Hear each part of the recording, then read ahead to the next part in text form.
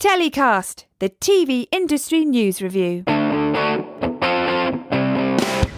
hello and welcome to this bonus episode of TellyCast, where I'm joined by Variety's International Editor, Manori Ravindran, to take a look at the key stories emerging from the run-up to and the first day of MIPCOM. Manori, hello again. How are you doing? Hey, Justin, I'm good. How are you? I'm really well. I'm missing Cannes terribly. I really am. I want to see. I see myself being on the croisette right now, tucking into a salad niçoise or something like that, or running around desperately late for a meeting. How have you found the last few days in the run up to MIPCOM? Because presumably that is your busiest time of the year, right? It is. It definitely is one of the busiest times, for sure. I mean, it's been a weird old time. I mean, as it has been for everyone. I can't recall how many emails I get saying such strange times, which I completely appreciate because they are. This year's MIPCOM is weird. I mean, we're not seeing the frenzied. I mean, honestly, if it was any other day, Monday. For MIPCOM, we would be inundated, just, completely beside ourselves in terms of navigating all of the news coming our way, all of the press releases, trying to figure out how to package things. I mean, honestly, even in the lead up to it in the last week, it would have been hectic. But this year, we're not really seeing that. We're seeing companies hold off, I think, on announcing big deals. Some of those kind of big project announcements just haven't really come to pass. I think part of it is a sensitivity thing. People, are dealing with, have bigger fish to fry in terms of just treading water and keeping companies afloat and keeping, trying to navigate staffing issues. And another part of it is just, it's just there's simply not because of the production hiatus, it's really impacted everything. And there's just the content simply isn't available. So we're really seeing that in terms of the news that we have and to get out there. Well, speaking personally, we've also seen that, real change in a bit of a step change running up to MIPCOM. We still have announcements for our clients, but many fewer than normal and perhaps a different type of announcement. So looking at the stories of the last few days in the run up to MIPCOM, what have you seen have been the key trends? I mean, I noticed, for example, that US networks perhaps are looking more and more overseas to fill their schedules during the pandemic. And that's something that you've covered in Variety.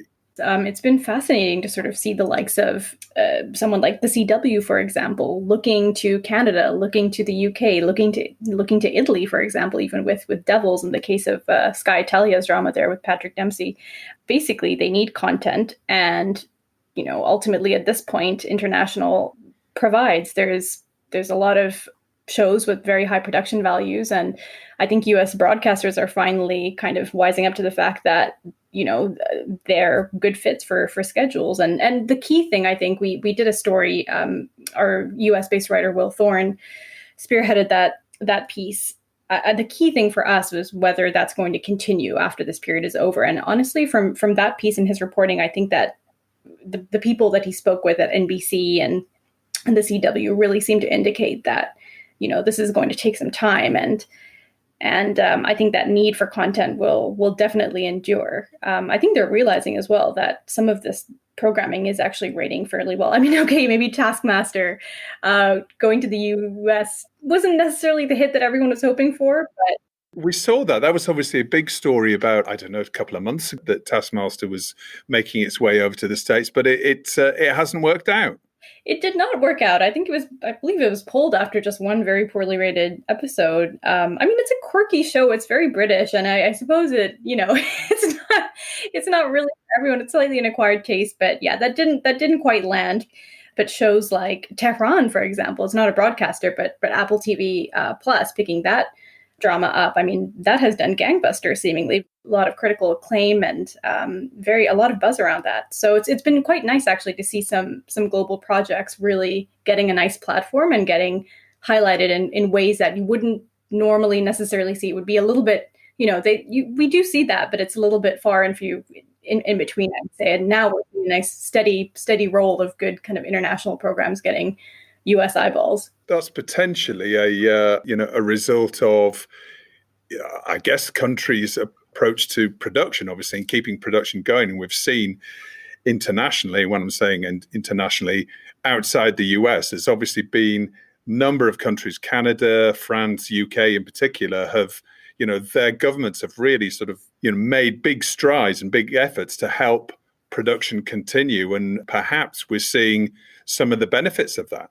100%. We've certainly in the UK, I actually had a conversation with Jane Tranter for the London Film Festival. She's obviously the head of Bad Wolf and the producer of shows like His Dark Materials and Discovery of Witches, Industry. But, she was basically saying that the UK is, people are looking to this country in particular to, I suppose, focus production on. And just because we have the infrastructure, things are starting to get up and going, and they have actually been for some time.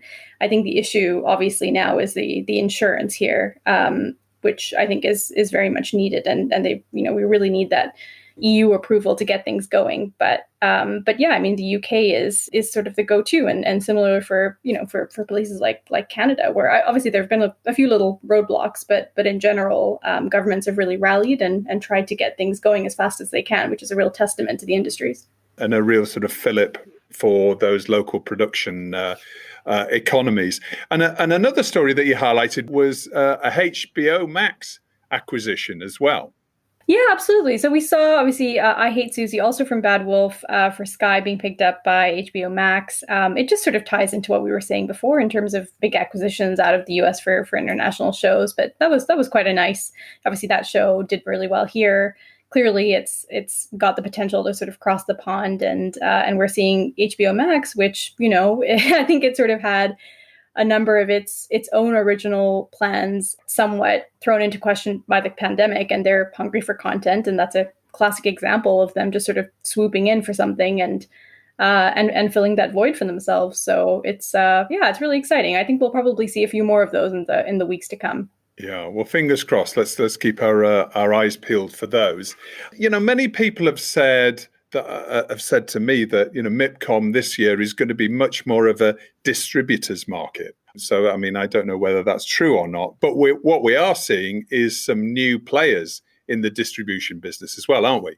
Yeah, we are. It's actually really, really exciting to see production companies properly get into the distribution space. I suppose it's not altogether surprising, but for example, like Woodcut Media, run by the amazing Kate Beale, now expanding into distribution with Woodcut International. From what I understand, it's something that they've been thinking about for some time, but to actually sort of execute that during the pandemic, I suppose the question is obviously whether they feel confident enough to be able to, certainly for their own shows, they'd be able to distribute those. But will they move into third party acquisitions as well? How that kind of entity will evolve is quite interesting to me. And we've also seen, obviously with TCB founders Paul Heaney and Dina as well, obviously starting Bossa Nova, so another sort of distribution co-production group there as well. And also, I just wanted to highlight, I believe it was Plimsoll sort of buying Magnify Media, which is another interesting distribution play there as well. I'm fascinated to see how that works, how whether other distributors are perhaps are perhaps threatened by that, or I guess the question is really the third party things, whether these new groups will look to buy other content from other producers or just distribute their own. So I'm fascinated to see how that works out. It's interesting time to launch a distribution business, isn't it? Presumably, content is going to be at a real premium. Fresh content is going to be at a real premium, particularly over the next 3-4 months. So in that sense, if you've got access to it, if you've got the connections, if you've got either your own content or the right connections to bring that content to market, then it's a brilliant time. And there's quite a big gap that Q Media used to fill that is essentially open now, and we're seeing lots of these new businesses. Abacus as well, obviously. We had Jonathan Ford on the show a few weeks ago. Lots of these new businesses that are they're rushing to plug that gap. I have to say, I think MIPCOM, it's a real shame that it's not actually underway, because I think it's one thing, obviously, to be in that virtual environment and to sort of see things happening, on your computer screen, but it's another to really be on the ground and to sort of see the gap in the stands, to see who's there, to see who's not there. Kind of the fall of Q was pretty big. I mean, that was, a number of months ago, earlier at the top of the year, but in a way, I mean, it's wonderful to see how folks from that business have just been able to sort of pick themselves up, start new firms, and producers like Woodcut, obviously, which I believe had worked closely with Q, are able to innovate and do something on their own in terms of them being able to sort of use that to their advantage. It sparked some innovation in them to just strike out on their own and realize, oh, actually, we can just do this for ourselves. Now more than ever, fortune favors the brave. If you ever want to try something new, experiment, or actually, do that thing with your business that you've been thinking about for a long time. I mean, now's the opportunity to experiment and grow, isn't it? Rather than just, hoping that your regular business plan works or not. If you can take things in your own hands and take a new proposition to market, now's the time to do it. I mean, I think so. I think you just have to sort of even with someone like Woodcut Media, obviously they have the backing of anthology groups. So I think you really do need some investment, and you need to be able to manage the risk. I think for a lot of companies, they probably, I think as much as I hate to say this, I think they're probably the exceptions to the rule. I think people are able to innovate, but I think it's all about managing risk and really just making very smart use of resources at this point, because as we know, this pandemic has just been brutal for our sector. I mean, it's really, I think people are really struggling. So it's really great to see companies like that sort of doing something different and clearly feeling that, being confident enough to take that step. In general, probably people are, they might be a little bit more risk averse going forward too, for some of the smaller companies, which is understandable. Fascinating that the changes at this winter is presumably going to ring on the industry, and we'll be keeping our eyes out for those. Co-production and high-end international co-production has been a massive growth area over the last few years, but it's been experiencing somewhat of a downturn during the pandemic, hasn't it? I think so. I think just sort of the physical challenges in terms of travel restrictions. I guess co-productions are probably the most obvious area in terms of taking a hit. But again, not to harp on about my conversation with Jane Tranter too much, but I sort of put this question to her, and she sort of said that co-productions are still very much possible. It's just that instead of being spread out across various different countries, they're kind of you'll have the different various partners, but production is focused very much on one in one place, and the UK obviously is a great place to do that. Hopefully, until the next round of restrictions, which I'm praying to God don't affect our industry. But yeah, so I think co-productions from what someone of her ilk, very high level, has to say, it seems to be that deals are still being made, or certainly people are looking forward to keeping up with those co-production deals. But it's just production is largely concentrated in sort of one market rather than spread out. I read in one of your pieces recently, which Anne-Marie Corvin wrote, which was around Spain and production in Spain. There's a particular production business, Marina Films, who are actually going into production on a feature with no insurance. I mean, that's super brave, I have to say. That's probably something that I don't think I would quite have the stomach for. Yeah, I know. I mean, I have to say it's really worrying when you think about, I don't think it's them alone. I mean, there's so many productions, both on the film and TV side, where people have just had to sort of go it alone. They haven't had the support. I mean, in Spain, it's not the situation is simply not the same as what we're seeing in Canada with their sort of $50 million dollar fund there, and in the UK with the 500 million pounds. Without support, I think producers simply are feeling that they just have to kind of stick to the protocols, do a good job as they can sort of muster, keep people in bubbles, and hope to God that they can, if something happens, that they can, I suppose, quarantine people, and hopefully the rest of production can kind of continue unhindered.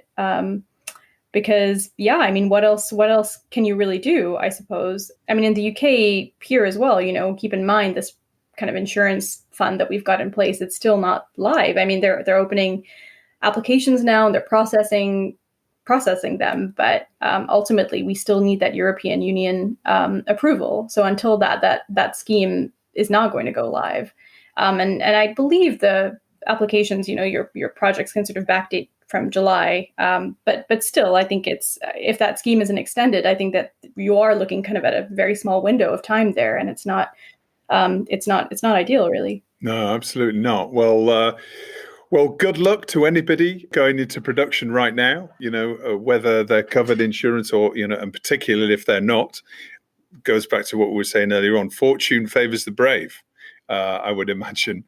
Manori, fantastic. Thank you so much for joining us today in what is a very different kind of MIPCOM experience, but I've really enjoyed having you on the show.